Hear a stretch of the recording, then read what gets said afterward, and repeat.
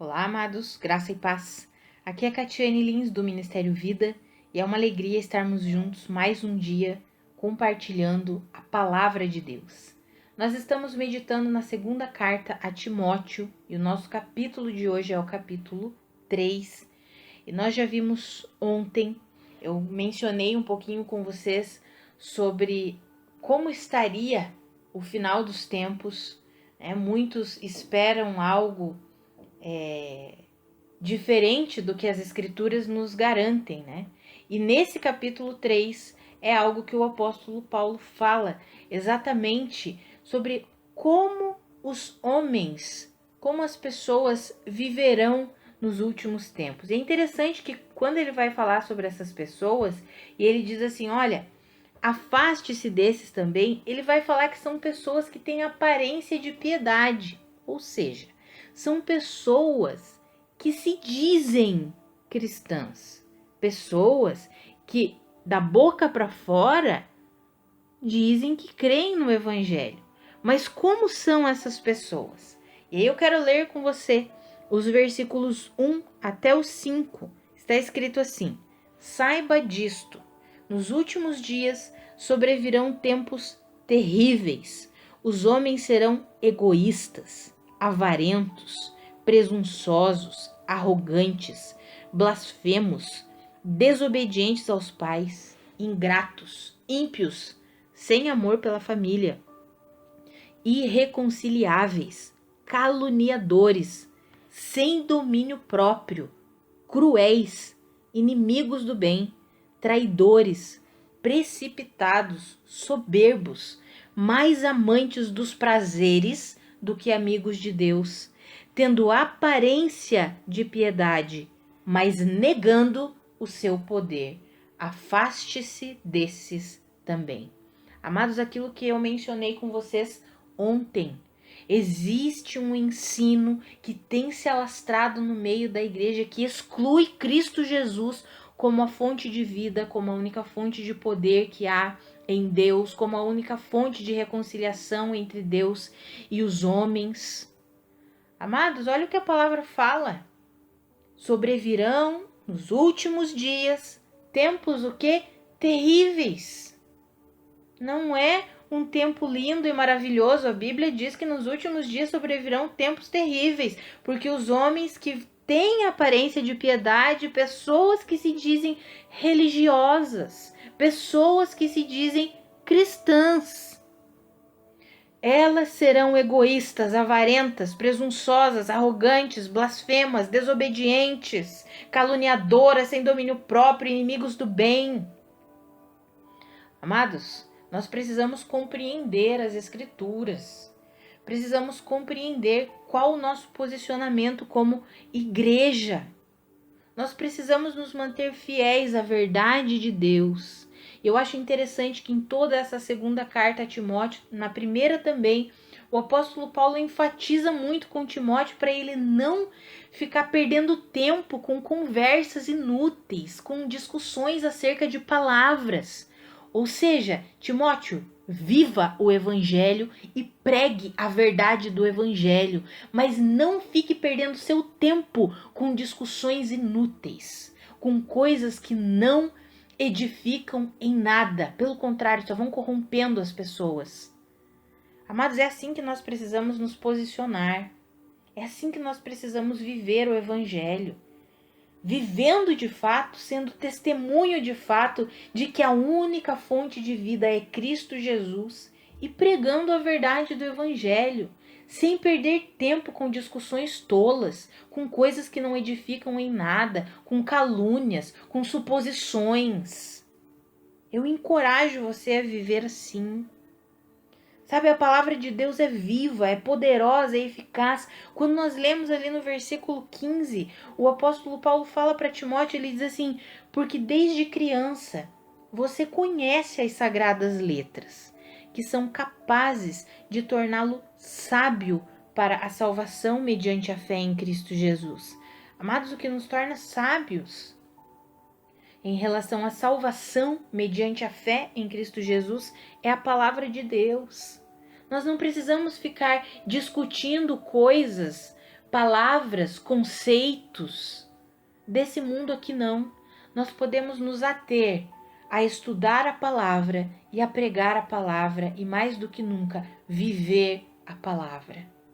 E nós precisamos compreender que a fonte de vida é Cristo Jesus. Quando nós extraímos Cristo Jesus da pregação do Evangelho, quando nós extraímos o poder e a suficiência de Cristo Jesus, nós anulamos o poder da palavra de Deus, porque o poder é Cristo.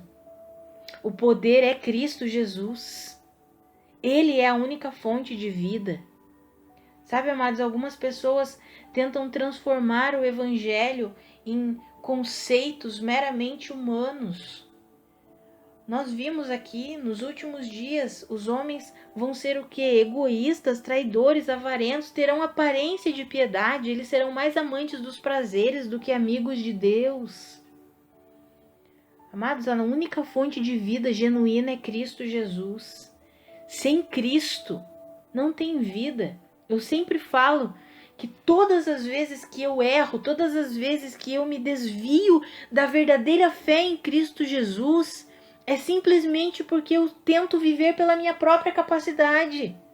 Porque a única vida genuína que me faz viver para a glória de Deus é Cristo Jesus, amados. E Cristo Jesus habita em nós e nós precisamos aprender a viver por meio dessa vida. O apóstolo João escreveu que Jesus Cristo morreu e ressuscitou para que nós pudéssemos viver por meio dele.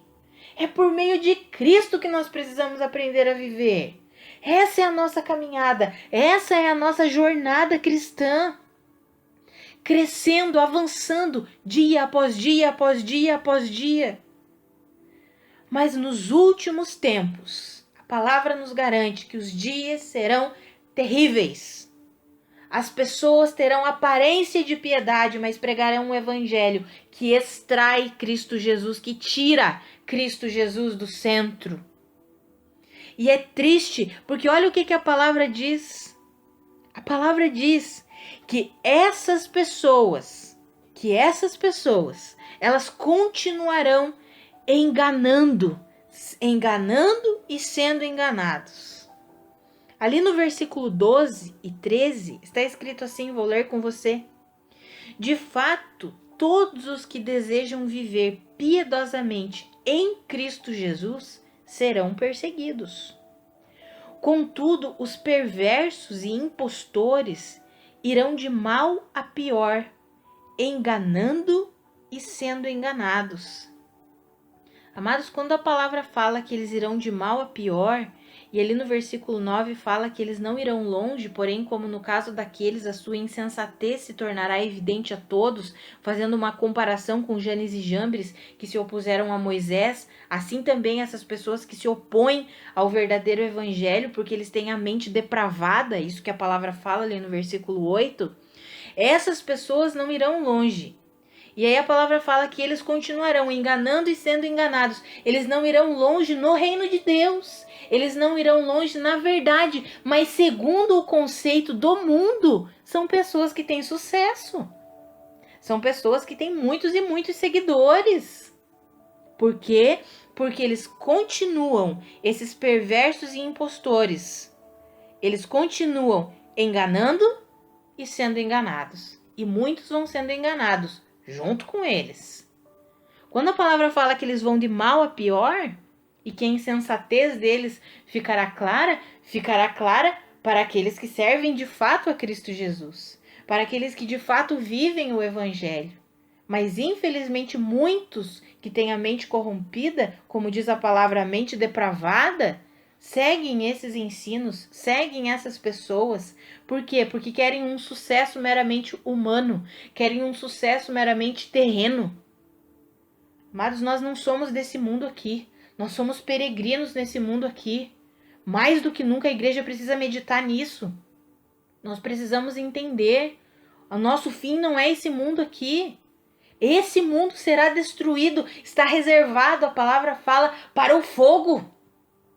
Não adianta nós querermos resolver a todo custo esse mundo aqui, porque não é o que a palavra diz.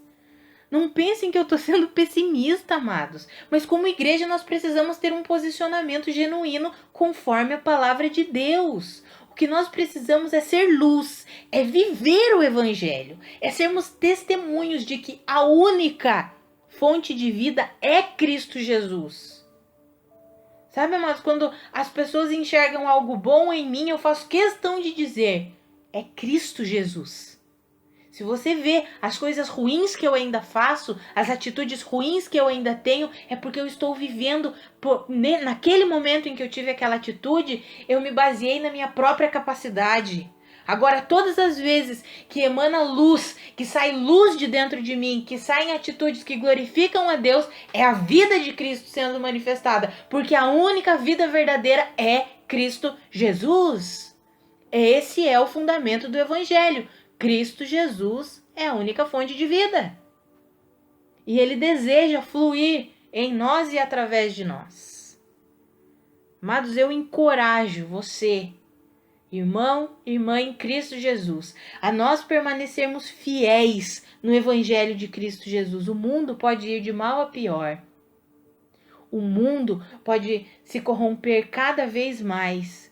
Mas nós precisamos permanecer íntegros no ensino da verdade que exalta a suficiência de Cristo Jesus. A obra de Cristo Jesus. Quando nós temos a convicção da nossa salvação, não é por causa das nossas obras. Nós temos a convicção da nossa salvação porque nós sabemos que o que Cristo Jesus fez foi suficiente para nos salvar. Quando nós temos a certeza do nosso encontro com Cristo nos ares, é porque nós reconhecemos que a obra de Cristo Jesus foi perfeita e está consumada, e nós podemos esperar com alegria a volta de Cristo Jesus. Sabe, amados, nós precisamos meditar mais sobre isso. Pensar mais sobre a nossa realidade em Cristo Jesus. Não podemos nos amoldar a esse mundo aqui. Se nós começarmos a nos amoldar a esse mundo aqui, amados, a nossa vida será trágica. Nós começamos a perder a esperança. Quando eu vejo irmãos em Cristo, crentes, que lidam de uma maneira muito diferente do que a Bíblia trata a respeito da morte, é uma das coisas que eu tenho pensado. Muitos e muitos crentes não sabem lidar com a morte. Amados, a morte não tem mais domínio sobre nós. Nós vimos no capítulo 1 de 2 Timóteo, que por meio do Evangelho, Jesus Cristo tornou a morte inoperante e trouxe à luz a vida e a imortalidade. Amados, a morte não tem mais poder sobre nós. Nós não precisamos ter medo da morte. Quando um irmão em Cristo morre, é o seu corpo físico que morreu. Ele permanece vivo para sempre em Cristo Jesus. É o que a palavra nos garante. 2 Timóteo, capítulo 1, versículo 10. Amados, nós temos nos amoldado demais aos conceitos desse mundo aqui. Temos perdido o foco do Evangelho, que é Cristo Jesus. Temos perdido o foco da eternidade. Temos achado que a nossa vida é nesse mundo aqui e que esse mundo aqui vai continuar eternamente. Não, esse mundo do jeito que ele é hoje está reservado para o fogo. É o que a palavra diz. E nós precisamos meditar e nos alimentar com essas verdades. A vida do justo, ou seja, daquele que foi justificado por Cristo, é uma vida que precisa ser vivida pela fé. E lá em Hebreus nós vemos que a fé é a certeza de coisas que nós não vemos e é a convicção de coisas que nós esperamos. Ou seja, a nossa vida é uma vida louca. É isso. 1 Coríntios fala isso, que a sabedoria de Deus é loucura para o homem natural. Amados, nós cremos em coisas que nós não vemos, nós vivemos pautados em coisas que os nossos olhos naturais não conseguem enxergar, e nós pautamos a nossa esperança em tudo aquilo que Cristo Jesus realizou e prometeu, coisas que ainda viveremos. Esperamos a volta de Jesus, aguardamos ansiosamente o momento em que estaremos para sempre com Ele, que receberemos o nosso corpo glorificado. Sabe, amados, precisamos alimentar essas verdades, senão nós seremos sucumbidos em meio a esse mundo corrompido.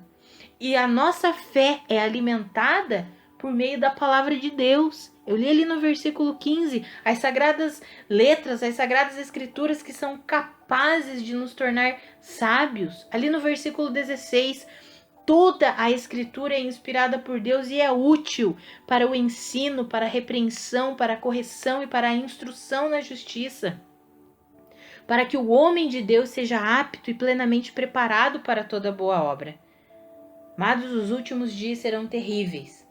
Nós lemos aqui, mas nós, como filhos de Deus, precisamos nos manter fiéis e íntegros ao verdadeiro ensino do Evangelho. E a palavra de Deus é completamente inspirada pelo Senhor e é útil para nos ensinar, para nos dar sabedoria, para nos repreender.